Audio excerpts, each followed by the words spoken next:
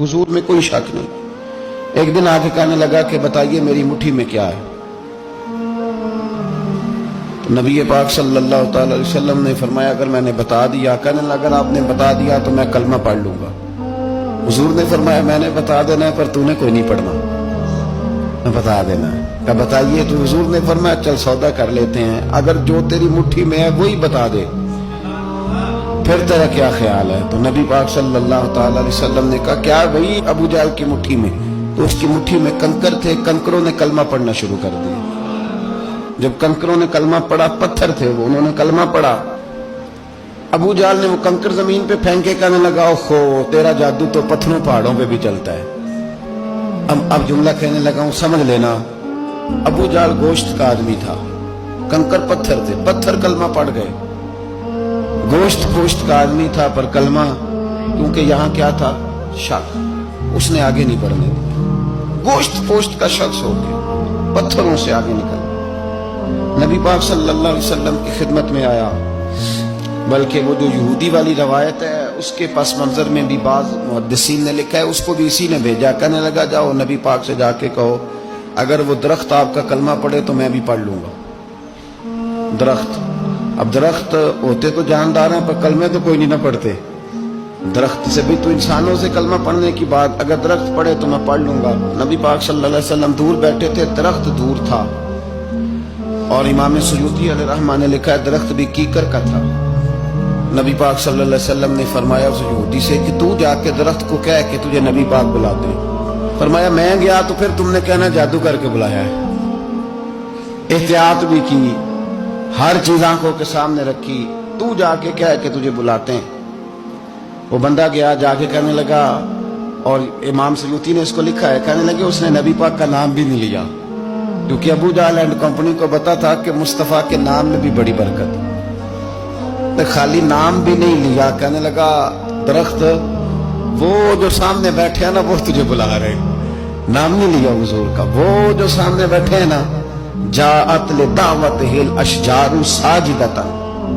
इमाम बुसीरी कहते हैं दरख्त आया और सजदा करता हुआ, जमीन चीरता हुआ आया। किस तरह आया? पहले आगे झुका, फिर पीछे झुका, दाएं झुका, बाएं झुका। यहां भी लिखने वालों ने लिखा है कि वो ना दरख्त अपनी जड़ें उखेड़ रहा था। जब चलना था ना उसने हुजूर की तरफ आना था तो आगे दाएं बाएं हुआ, जड़ें उखेड़ रहा था। लेकिन हमारे उस्ताद जब हमें ये रवायत पढ़ाया करते थे तो कहते थे जड़ें नहीं उखेड़ रहा था। जब उसने सुना मुझे नबी पाक ने बुलाया तो उसे वजद हो गया था, वो झूमने लग गया था, झूम रहा था, हुजूर ने मुझे बुला लिया। जाअत ने दावत हिल अशजारु साजिदा। तो दरख्त आया, उसने आके नबी पाक को सजदा किया। लकड़ी का बना हुआ दरख्त है, सजदा किया। सजदा करने के बाद दरख्त उठा और उठ के उसने नबी पाक का कलमा पढ़ा। वो जिसको अबू जहल ने भेजा था ना यहूदी, वो दरख्त की हालत देख के कलमा पढ़ गया।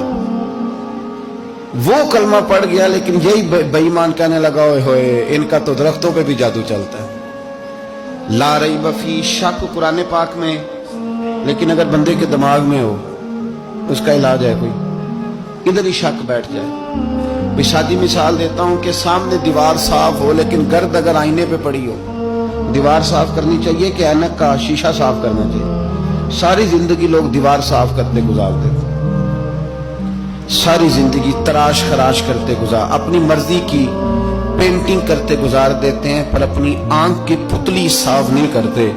आंख की पुतली साफ नहीं करते। किसी ने हजरत रूमी से कहा था हुजूर दुनिया में कोई अच्छा मिलता नहीं, फरमाने लगे थोड़ा रोना शुरू कर ताकि तेरी पुतलियां वुजू कर लें, वुजू कर लें। वो उन्हें पता चल जाए कि कितने साफ सुथरे लोग दुनिया में पाए जाते हैं। तो भाई शक, अबू जहल फिर आ गया, कहने लगा अगर आप चांद के 2 टुकड़े कर दें तो मैं कलमा पढ़ने को तैयार हूं। अच्छा यहां भी बड़ी मजे की बात है, अल्लाह ने पहले कह दिया नबी पाक को कि इन्नल्लज़ीना कफरू सवाउन अलैहिम आ अनज़रतहुम अम लम तुनज़िरहुम ला युमिनून।